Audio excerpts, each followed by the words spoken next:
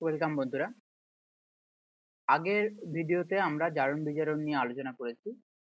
আমরা যদি জারণ বিজারণের মধ্যে একটা তুলনামূলক আলোচনা করি, তাহলে আমরা দেখতে পাবো যে জারণ এবং বিজারণ এই দুটোই ক্রিয়া কিন্তু সম্পূর্ণরূপে একে অপরের বিপরীতধর্মী।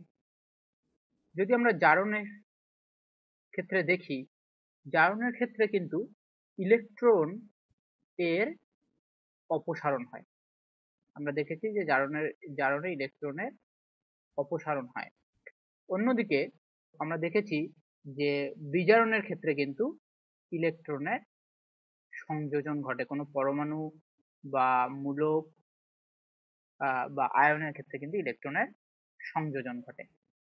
আমরা যদি জারণের ক্ষেত্রে দেখি, যে জারণের ক্ষেত্রে কিন্তু আমরা আবারও দেখেছি যে জারণের ক্ষেত্রে আমাদের যদি কোনো মূলকের মধ্যে যদি ধনাত্মক চার্জ থাকে, তাহলে কিন্তু সেই ধনাত্মক চার্জ কিন্তু কি হয়, ধনাত্মক চার্জ কিন্তু বৃদ্ধি পায়, ধনাত্মক চার্জ বৃদ্ধি পায়। অন্যদিকে আমরা যখন বিজারণের ক্ষেত্রে দেখেছি, বিজারণের ক্ষেত্রে কিন্তু আমরা দেখেছি যে যদি কোনো মূলক বা আয়নের মধ্যে ধনাত্মক চার্জ থাকে, তাহলে সেই ধনাত্মক চার্জ কিন্তু হ্রাস পায়।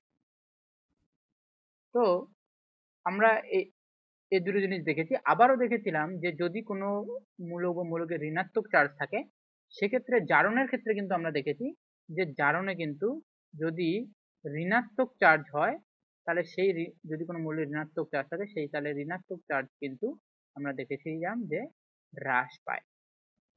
আবার আমরা অন্যদিকে আমরা বিজারণের ক্ষেত্রে দেখেছিলাম যে বিজারণের ক্ষেত্রে কিন্তু ঋণাত্মক চার্জ যদি থাকে, তাহলে সেই ঋণাত্মক চার্জ কিন্তু বৃদ্ধি পায়।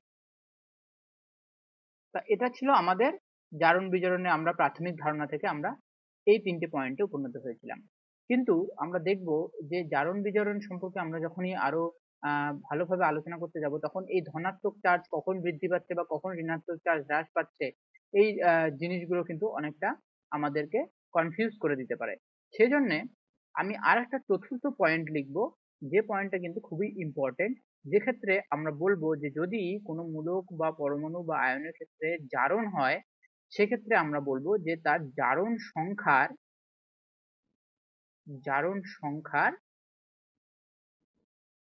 বৃদ্ধি ঘটে।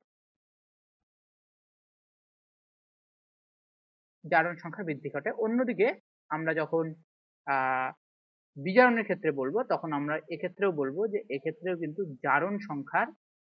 বিজারণ সংখ্যা কিন্তু নয়, এক্ষেত্রে কিন্তু জারণ সংখ্যার আমরা বলবো হ্রাস পায়। বিজারণ সংখ্যা বলে কিন্তু কিছু হয় না। তো আমরা জারণ সংখ্যা এবং এই যে জারণ সংখ্যা জিনিসটা, সেটা কি, আমরা সেটাকে আরো ভালো করে বোঝার চেষ্টা করব।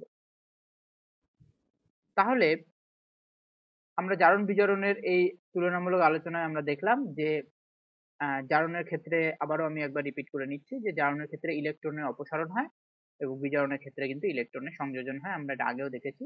জারণের ক্ষেত্রে আমরা দেখেছি যে ধনাত্মক চার্জ বৃদ্ধি পায় এবং বিজারণের ক্ষেত্রে ধনাত্মক চার্জ হ্রাস পায়। যদি কোনো মূলক বা পরমাণু বা আয়নের কোনো ধনাত্মক চার্জ থাকে এবং সেটা যদি বিজারণ ক্রিয়া সম্পন্ন করে, তাহলে সেক্ষেত্রে কিন্তু আমরা দেখবো যে ধনাত্মক চার্জ হ্রাস পায়। অন্যদিকে আবার যদি ঋণাত্মক চার্জ থাকে কোনো মূলক বা পরমাণু বা আয়নের ক্ষেত্রে, সেই ঋণাত্মক চার্জ কিন্তু জারণের ক্ষেত্রে হ্রাস পায় এবং বিজারণের ক্ষেত্রে বৃদ্ধি পায়। কিন্তু আমরা যদি একটা কমন জিনিস দেখি, যে উভয় ক্ষেত্রে জারণ সংখ্যার হিসাবে যদি আমরা বিচার করি, তাহলে আমরা বলবো যে জারণের ক্ষেত্রে জারণ সংখ্যার বৃদ্ধি ঘটে এবং বিজারণের ক্ষেত্রে জারণ সংখ্যা হ্রাস পায়। তাহলে এখনো পর্যন্ত আমরা কিন্তু জারণ সংখ্যা নিয়ে আলোচনা করিনি, আমরা জানি না জারণ সংখ্যা জিনিসটা কি। তো এরপরে আমরা জানবো যে জারণ সংখ্যা অ্যাকচুয়ালি কি বা কাকে বলে।